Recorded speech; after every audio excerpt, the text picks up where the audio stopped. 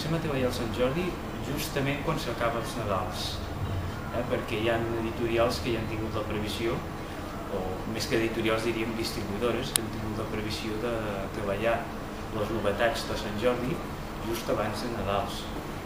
Comencem 2 mesos enrere, sempre, perquè les editorials es volen fer lloc i llavors ens comencen a trucar.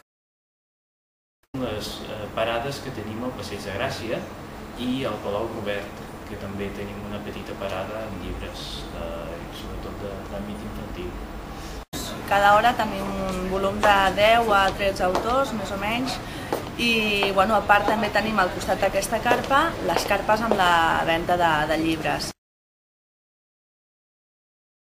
Els càlculs són difícils de fer perquè si es comptabilitza el que s'ha fet durant un dia, no es té en compte el que s'ha fet durant els mesos anteriors de preparació de Sant Jordi. Per tant, diguem-ne que la relació no és la correcta. Doncs el volum de ventes que tenim a Sant Jordi és espectacular i realment és important per al volum de ventes anual, perquè suposa, podria ser un 15 o 20%.